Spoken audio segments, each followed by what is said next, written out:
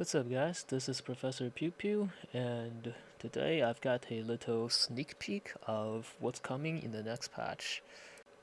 So yesterday, SBI hosted a public playtest for the new patch, and we were able to participate in it, and I know a lot of you guys probably participated in it as well, but just in case you missed it, this is what happened during the playtest, and I'm going to show you everything that's coming, as well as some of my thoughts on what's coming. So first, we have two new cape coming. So we have the Brazilian cape and the Avalonian cape, and they are gonna be available to unlock through Brazilian reputation. Now, the Brazilian reputation is going to unlock your ability to like buy higher tier crests, or higher tier, I should say, higher tier materials, for you to craft higher tier capes.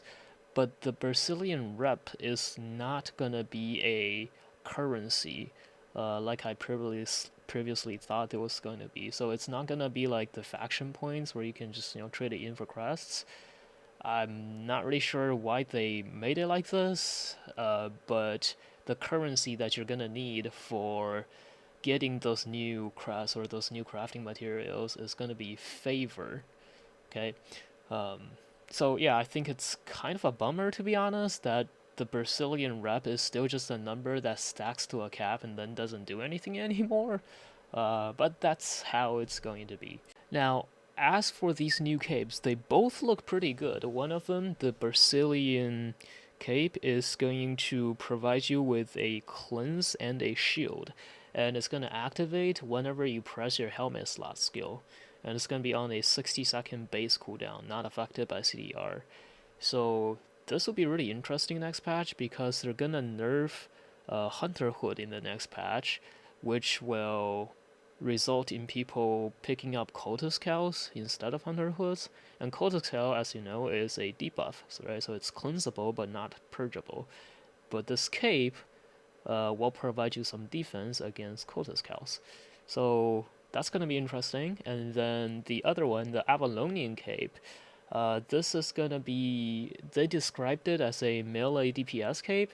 So what's it going to do is when you auto attack, um, you start charging up energy on you, and then after half a second, the energy discharges and hits everything in an area around you for a certain amount of damage, and it also applies a debuff to them, which makes them do less damage.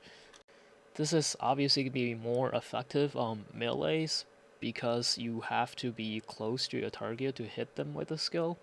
So in contrast to Theffer Cape is something that you can proc with a ranged weapon just for the free damage. This you'll need to be close to them, and there is a delay to the damage, so it's dodgeable, unless if there's CC'd or something. It's dodgeable. What I think about this cape, I think this is going to be a crazy good cape for all the double-bladed staffs and great hammers, because the way they played this game, right now they're playing with a Theffer cape, and this new cape will do almost just as much damage as Theffer cape over time. It'll do more per hit, but longer cooldown, right? But the way you play a Great Hammer or Double Blade Staff is you win through damage mitigation, right? So they stun you, and then they get to hit you for free, and then when you're unstunned, they put Cultist Cow on you, and they still hit you for free. When Cultist Cow is over, they put on Guardian Armor, and they still outtrade you, right? So that's how that kind of build works. And the Avalonian Cape, it kind of works into that. So it does damage to you just like a Theffer Cape, but it also gives you a 15% damage reduction, which is, basically everything that these hammer and double blade staff builds wants. So I wouldn't be too surprised if you see great hammers and double blades running this new cape in the mists. Next, of course, we have to talk about the new dungeons that are coming to the mist. So that's what you're watching me do right now. These dungeons, will have a tier 6, 7, and 8 variant, and the higher the tier, the more rewards you get in there. The more fame, the more loot. But also, the higher tier means more players are allowed to enter the same dungeon. So, a tier 6 dungeon only allows 6 people in, and a tier 8 dungeon allows 12 people in. So the layout of the dungeon is not like any other dungeons that we had before. Initially I thought this would just be like solo dungeon, but in the roles. But these dungeons are actually massive, and they have entrances and exits everywhere. And the layout of the dungeon is basically just a bunch of rooms and hallways, and the hallways are always empty, and the rooms are always filled with mobs. When you go into these rooms, you clear the mobs. They can have a chest in there, or they can have a statue in there. If you clear the mobs, you get to loot the chest, or you get to activate the statue. When you activate the statue, you get a buff on you, which will affect you in PvP.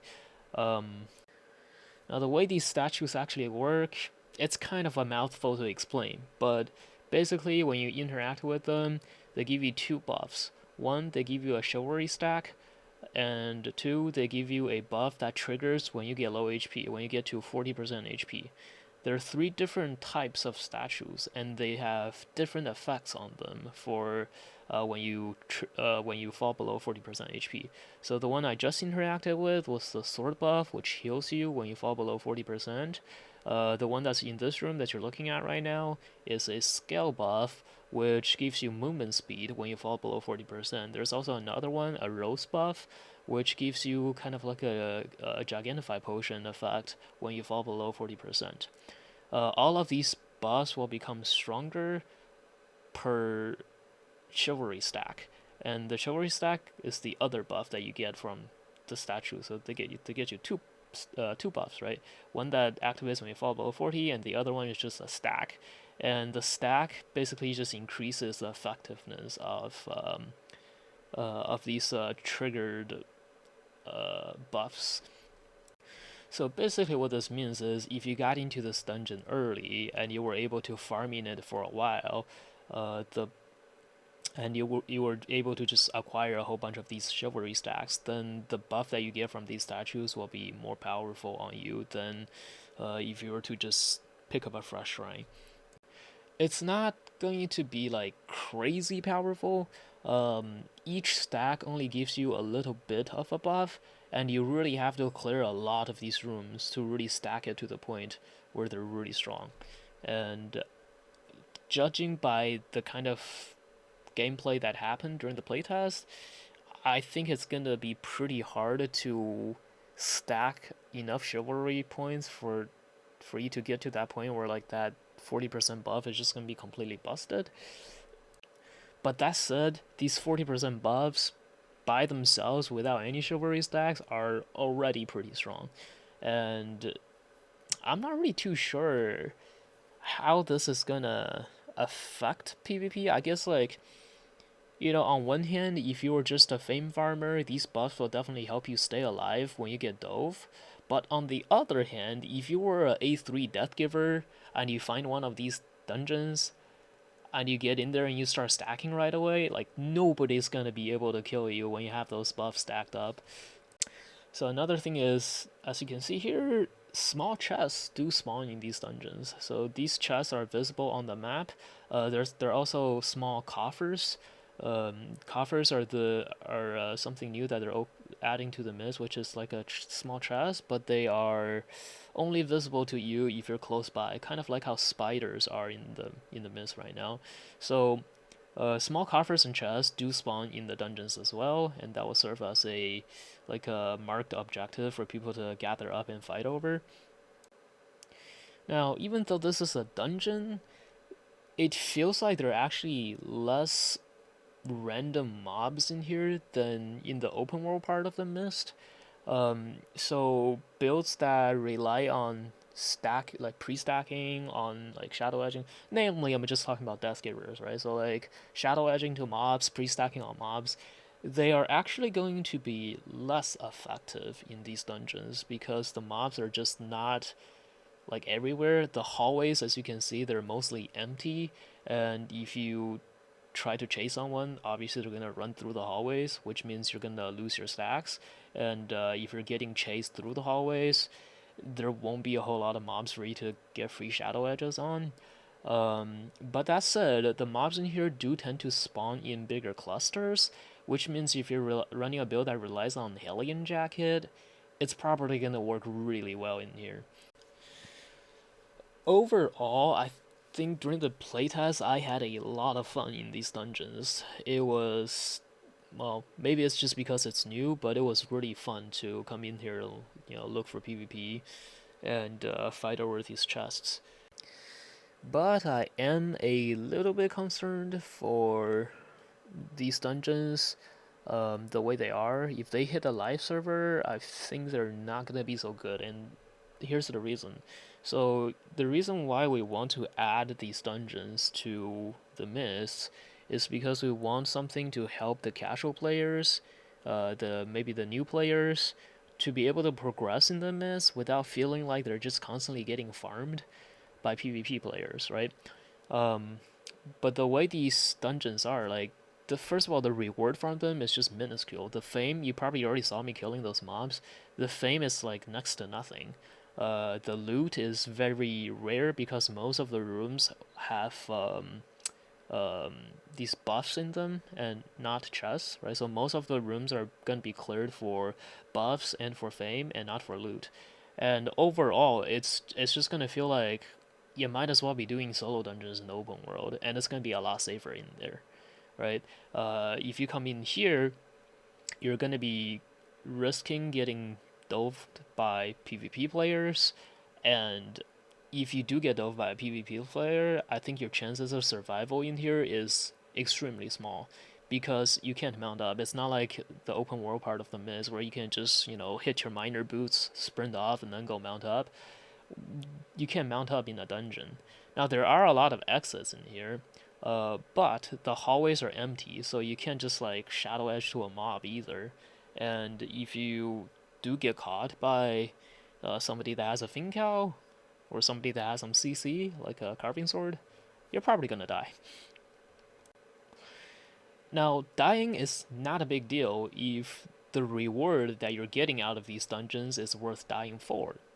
But it's not. The fame in here is tiny, and the loot in here is, well, the chests are gonna be fought over by PvP players, and the chests from actually doing the dungeon is extremely rare. You don't really see them that often. So basically, this just doesn't look like it's worth doing for a new player. Um, if I was starting new, I would probably just go grind screen solo dungeons, and I don't see any reason why I should come here and risk dying. Now, that said, the PvP experience in these dungeons is actually a lot more fun. There are less cancer in here, so less mobs around, which means less free Hellion Jackets and free Shadow Edges and pre-stacks, and also just less third-partying. So, I guess what could potentially happen is maybe the PvP players will look for these dungeons to go into, and then the PvE players will just stay out and farm the open world Mist? I don't know.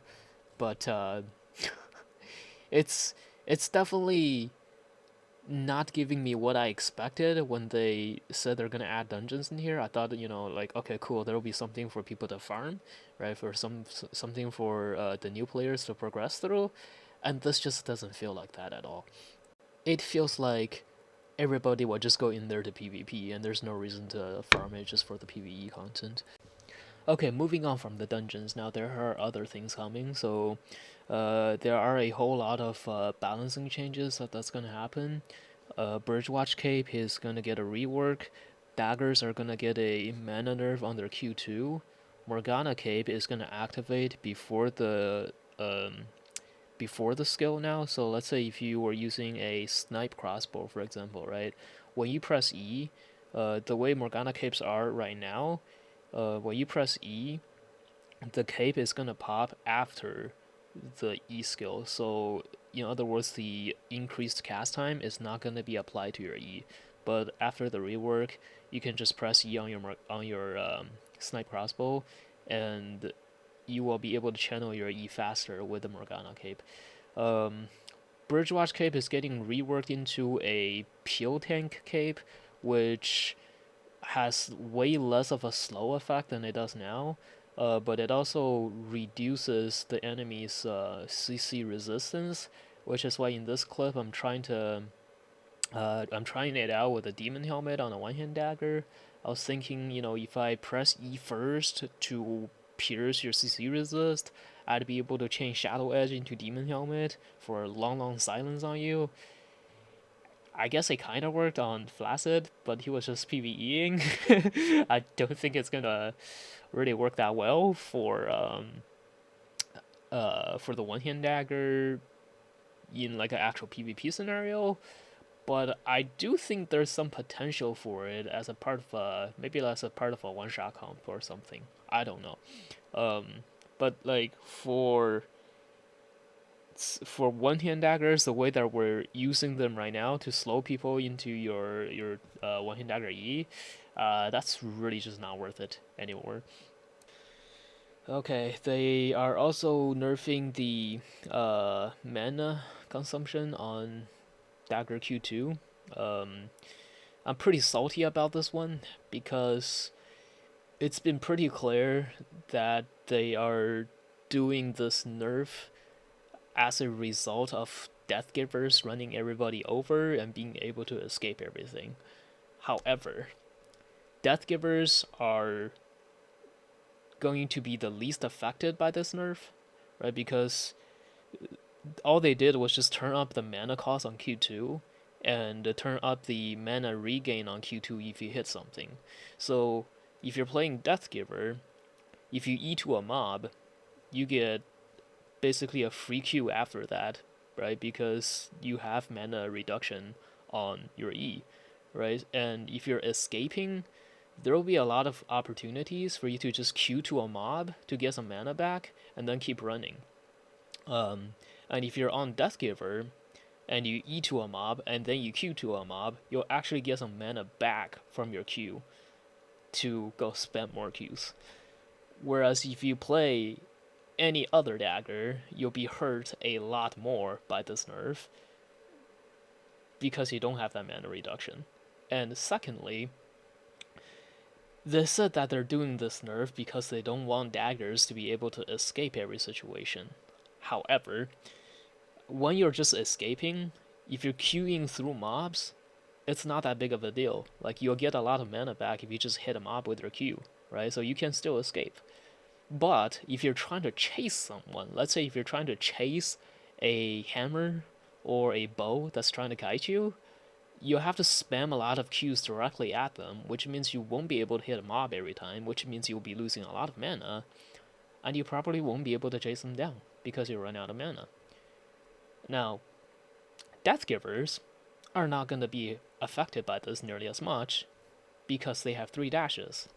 But if you play one-hand dagger or dagger pair, and you only have a Shadow Edge and a Q, then that's gonna hurt a lot more. Also in this patch, they're gonna be nerfing Undead Cape. They're gonna drop its duration from 6 seconds to 5 seconds. I know a lot of you guys are probably really happy about this patch because, everybody gets frustrated when somebody gets away with an Undead Cape, myself included. However, I am really concerned with this nerf because I think this will push the Mist meta in a direction that nobody wants it to go. And let me explain that. Right now, we have a pretty good meta in the Mists because we have a very diverse meta right now. There is a good weapon for the Mist in almost every single weapon tree, not including maces and the healer trees. There is a good weapon for the Mist that I can think of in every other weapon tree, and that's really good right now. But I think with this nerf, it's gonna push the Mist meta more towards just a few trees. So let me explain that. Right now, especially in among the higher IP players, the A3 carving swords and battle axes, especially, or bows, even, like these weapons that are, they have some mobility, but they're not like hyper mobile weapons, right? So these weapons rely on the undead cape to stay alive if they get ratted. If you're playing, let's say, a battle axe and you only have a W for mobility, and you're engaged in a really tough fight against another A3, like a hammer or something, I don't know, and you're burning skills trying to kill this player, and then a rat shows up.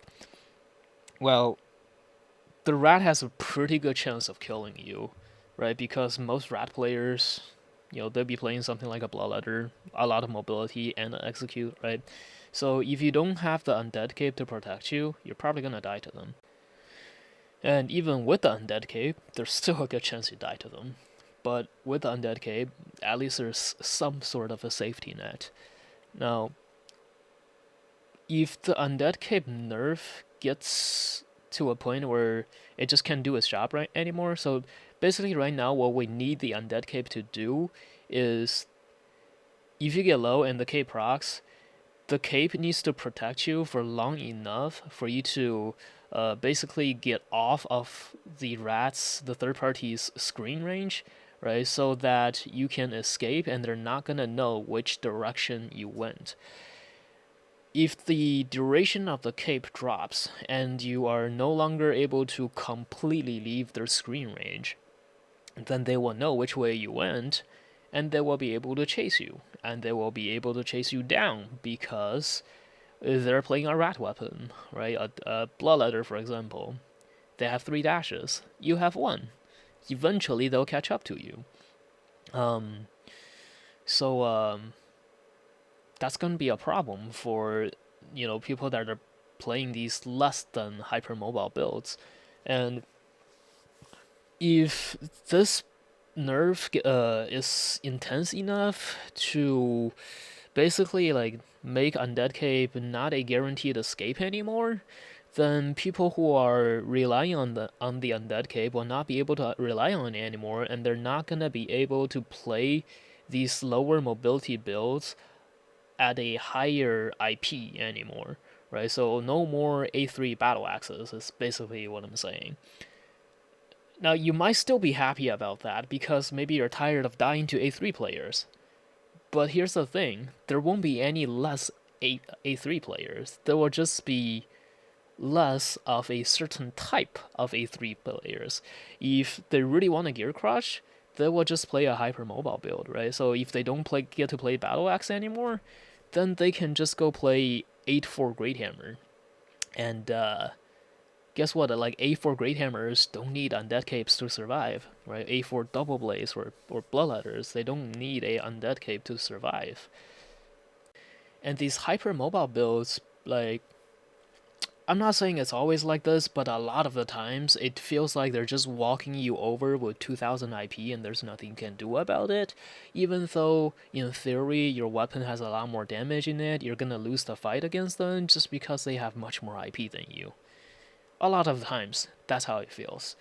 And if the brawling builds, like battle axes and carving swords and stuff like that, if they don't have the undead cape to protect them anymore, and they don't want to switch their build to playing like hypermobile builds, then they have to tear down, right? So no more A3 battle axes, maybe I'll play 8-1 battle axe now. Well, an 8-1 battle axe is going to be a lot easier to kill for a A4 Great Hammer than an A3 battle axe, right? So basically, the way I see it, it's gonna push people to either play more of these super hyper mobile builds with high IP, or they're gonna gear down and allow other players to play these super high mobility builds with high IP. So, in short, I think this was a very short-sighted nerf, and I'm not too happy about it. And anyways, moving on, there's a bunch more changes. We're going to be getting a new mount, or 2 new mounts actually. Well, kind of the it's kind of like the faction mounts, but for Brazilian, right? So you have a Brazilian owl, and then you have an elite version of it. There are other weapon balancing changes. I think the one that gets talked about the most right now is the curse staff changes. So demonic staff is getting a buff because they nerfed it too heavily last time, and it's kind of unplayable now. So they're buffing it back up a little bit, and instead of consuming all of your Q stacks when you use your demonic E, now it only consumes 2 stacks. This is pretty significant, I think. You'll probably see some demonics now here and there. And also, they're nerfing the Q cooldowns on curse staffs in general, just the Q1 cooldowns. So it's gonna take them a little bit longer now to stack up their Qs on you than before. And also, the Q2 and Q3 are gonna get a buff because those skills were just, they were designed to be the AoE skills for group play, but they're not actually doing their jobs. Even in group play, curse staff players still use Q1 because the other 2 skills are just so unreliable. So they're trying to buff those to a position where those can be used in group play, and then Q1 will just be for solo play. That's the goal, at least. Overall, I think these changes, the Q changes for curses, they're mostly targeted at cursed skulls in corrupted dungeons. They are probably not gonna have as big of an impact as some people say they will. For all the little curse rats that are running around in the mist with their flat 4 curses, it's probably not gonna change the way they play that much.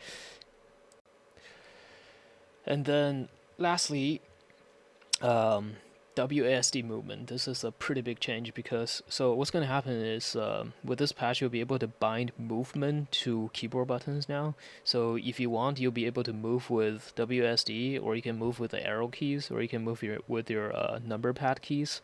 And basically what this allows you to do is you'll be able to move now independently of your mouse cursor, so you can move in one direction while aiming skill shots at another direction, which I think will be a pretty nice bonus for people who like to play, let's say, Warbow or Kite Frost, right? So they can run away from the person chasing them and still be able to aim skill shots backwards at the person that's chasing them. And well, you can do that now anyways, but this will make it easier for you to do that now. Also, for people who have gamepads, like Razer Tartarus, for example, those gamepads that have a thumbstick that lets you like do movement buttons with your thumb. Those will be really handy for this because essentially you'll be able to control all of your character's movement with your thumb and still be able to do like normal QWER placement for your other 4 fingers. So yeah, that might actually be kind of broken. And yes, of course, you will still be able to move with your mouse normally, even if you have WSD movement on. Okay, so basically you can have it so that the WSD movement or the thumbstick movement is only like a backup to your normal like clicking movement, which basically means like you'll still be able to click to move, but you're able to like keep moving in the direction that you want to go while you're aiming skill shots backwards. All right, so yeah, I think that's gonna be a pretty big change. So, anyways, that's all we're gonna talk about for this video. It's already a 30-minute video. Thanks for watching, guys. Remember to like and sub, and see you in the next one.